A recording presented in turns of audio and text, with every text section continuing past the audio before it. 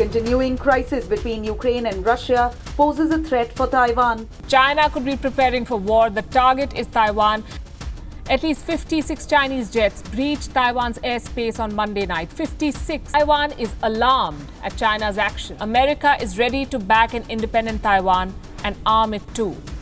China has long believed that the island country of Taiwan should be a part of China. So the question remains, if China chooses to invade Taiwan, how will it tackle the sanctions from the West?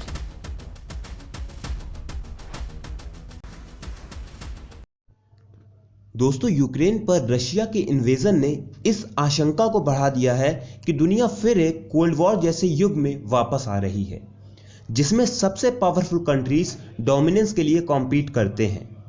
इसका मतलब ये हो सकता है कि न केवल Russia eastern Europe पर कब्जा कर रहा है, बल्कि चाइना भी ईस्ट और south east Asia, particularly Taiwan पर खुद को थोप रहा है।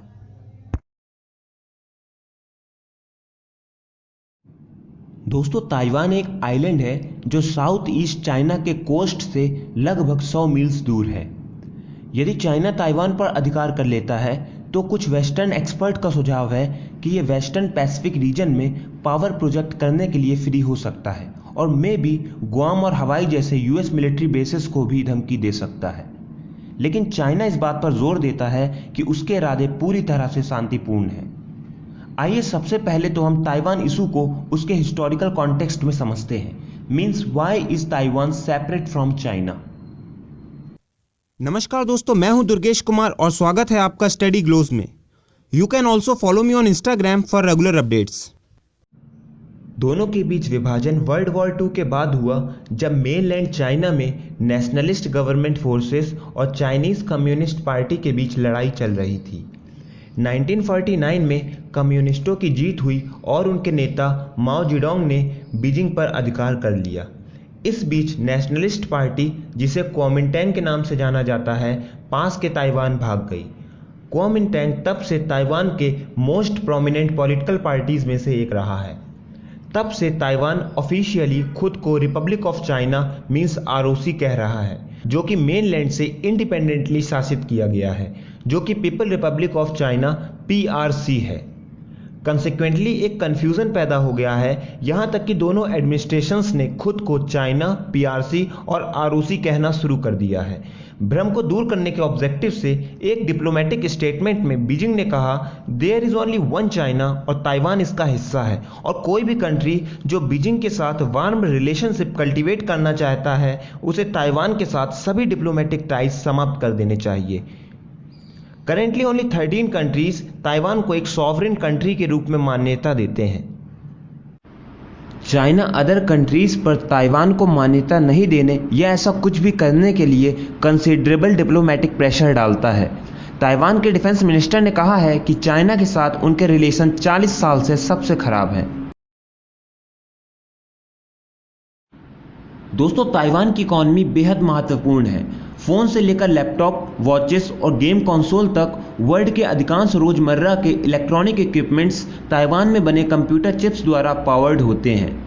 इस मेजर से एक ताइवानी company, Taiwan semiconductor manufacturing company या टीएसएमसी के पास दुनिया के आधे से अधिक बाजार हैं।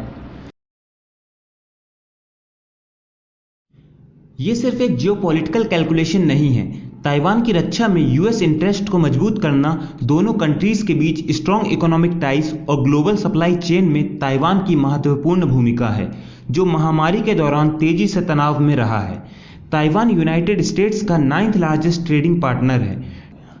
2020 में दोनों देशों के बीच $100 बिलियन से अधिक के गुड्स और सर्विसेज का लेन देन हुआ, जिसमें ज्यादातर ताइवानीज एक्सपोर्ट्स थे, जो यूएस को ऑलमोस्ट $30 बिलियन के व्यापार घाटे के साथ छोड़ रहा था। दोस्तों, ताइवान का क्राउन ज्वेल सेमीकंडक्टर दिग्गज ताइवान सेमीकंडक्टर है, जो एप्पल, इंटेल, एनवीडिया और क्वालकॉम जैसी कंपनीज के लिए ऑर्डर टू ऑर्डर चिप्स का प्रोडक्शन करता है। हालांकि जबकि यूएस और ताइवान के बीच इकोनॉमिक रिलेशन स्ट्रांग है, आइलैंड का अपनी नेबरिंग पावर के साथ रिलेशन और भी स्ट्रांग है, जो चाइना के पॉइंट ऑफ व्यू से रीयूनिफिकेशन के लिए एक और इंसेंटिव जोड़ता है। चाइना ताइवान का लार्जेस्ट ट्रेडिंग पार्टनर है जो टोटल ट्रेड के 26% के लिए रिस्पॉन्सिबल है, जो कि ताइवान के second largest trading partner US के साथ ट्रेड वॉल्यूम का दोगुना है, लेकिन उनका रिश्ता कॉमर्स से परे है। ताइवान सेमीकंडक्टर के 17 फैब्रिकेशन प्लांट्स में से 2 मेनलैंड चाइना में स्थित हैं। Taiwan headquartered Foxconn, world largest contract electronic manufacturers और आईफोन, डेल कंप्यूटर्स और सोनी टीवी के मैन्युफैक्चरर्स की अधिकांश फैक्ट्रीज मेनलैंड चाइना में हैं और ये कंट्री के सबसे बड़े एम्प्लॉयर्स में से एक हैं।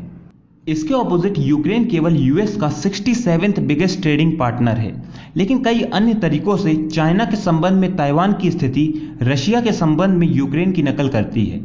दोनों फ्रेंडली डेमोक्रेटिक नेशन हैं और यूएसए के साथ ट्रेडिंग पार्टनर है, जो कि बहुत बड़ी न्यूक्लियर आर्म्ड पावर के साथ रिपीटेटिव टेरिटोरियल एम्बिशंस की दुर्भाग्यपूर्ण स्थिति में है। दोनों वर्षों से इन्वेजन के अत्यधिक खतरे में हैं और रिसेंट के इतिहास में मिलिट्री झड़पों और गतिरोध में लगे हुए हैं।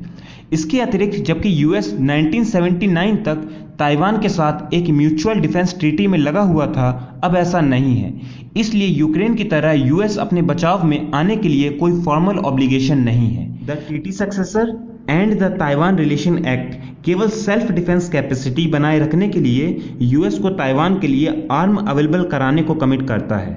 ऑल्दो ये एक्ट यूएस को एक इन्वेजन के मामले में ताइवान में शामिल होने के लिए बाइंड नहीं करता। प्रेसिडेंट बाइडेन ने लास्ट ईयर कहा था कि यूएस चाइना के खिलाफ आइलैंड की रक्षा करेगा। बेशक ये देखा जाना अभी बाकी है। चाइना यूनाइटेड स्टेट्स के लिए primary long term geopolitical challenge है और इसलिए रियल फोकस एशिया पर और ताइवान डिफेंस में आने वाली कैपेबिलिटी मेंटेन रखने पर होना चाहिए। कुछ एक्सपर्ट्स कहते हैं कि यूक्रेन इससे ध्यान भटका रहा है।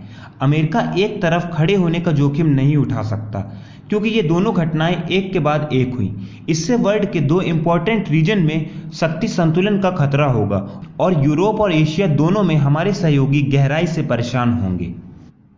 दूसरी ओर कुछ एक्सपर्ट्स ने जोर देकर कहा कि यूक्रेन पर रशिया के हमले के बीच यूएस का संयम इस संभावना की ओर इशारा करता है कि ताइवान के खिलाफ हमलों की स्थिति में यूएस इनएक्टिव रह सकता है। उनका कहना है कि यूक्रेन एक इंटरनेशनली एक्सेप्टेड सॉवरेन स्टेट है, जबकि ताइवान के पास वर्ल्ड वाइड केवल 13 ऑफिशियल डिप्लोमेटिक पार्टनर हैं। उनमें से बहुत सारे वर्ल्ड स्टेज पर मेजर प्लेयर नहीं हैं। यदि आप ताइवान में हैं तो आपको इसके बारे में चिंतित होना होगा। उनका कहना है कि अगर रशिया बिना किसी समस्या के यूक्रेन पर कब्जा कर लेता तो शायद ये चीन के लिए ताइवान से पहले से कई अधिक आसानी से जीतने में सक्षम होने का संकेत है। 1949 से इंडिया ने वन चाइना पॉलिसी को एक्सेप्ट किया है, जो ताइवान और तिब्बत को चाइना के पार्ट के रूप में एक्सेप्ट करती है। हालांकि भारत एक डिप्लोमेटिक पॉइंट बनाने के लिए पॉलिसी का उपयोग करता है। यदि इंडिया वन चाइना पॉलिसी में विश्वास करता है तो चाइना को वन इंडिया पॉलिसी में भी विश्वास करना चाहिए। भले ही इंडिया ने 2010 से संयुक्त बयानों और ऑफिशियल डॉक्यूमेंट्स में वन चाइना पॉलिसी के पालन को मेंशन करना बंद कर दिया है, लेकिन चाइना के साथ संबंधों के ढांचे के कारण ताइवान के साथ उसका जुड़ाव अभी भी रिस्ट्रिक्टेड है। भारत और ताइवान के बीच फॉर्मल डिप्लोमेटिक रिलेशंस नहीं है, लेकिन 1995 के बाद से दोनों पक्ष ने एक दूसरे की कैपिटल्स में रिप्रेजेंटेटिव ऑफिस बनाए हैं, जो वास्तविक एम्बेसीज के रूप में काम करते हैं। रिसेंट में अमेरिका ने ऑस्ट्रेलिया, यूके और यूएस के बीच इंडो पैसिफिक के लिए एक नई ट्राइलेटरल सिक्योरिटी पार्टनरशिप की घोषणा की है, जिसे चाइना का मुकाबला करने के प्रयास के रूप में भी देखा जा सकता है। Malabar exercise US, Japan, India और ऑस्ट्रेलिया भी एक सस्टेनेबल इंडो पैसिफिक कोalition बनाने की दिशा में एक बड़ा कदम है, जिससे इकोनॉमिकली और मिलिट्रली रूप से पावरफुल चाइना द्वारा जनरेटेड मैसिव स्ट्रेटेजिक इम्बैलेंस को दूर किया जा सके। दोस्तों, आज के लिए इतना ही। मिलते हैं अपने नेक्स्ट वीडियो में। अगर वीडियो अच्छा लगा हो तो इसे लाइक एंड शेयर कीजिएगा और कमेंट करके ज़रूर बताइएगा। Thank you.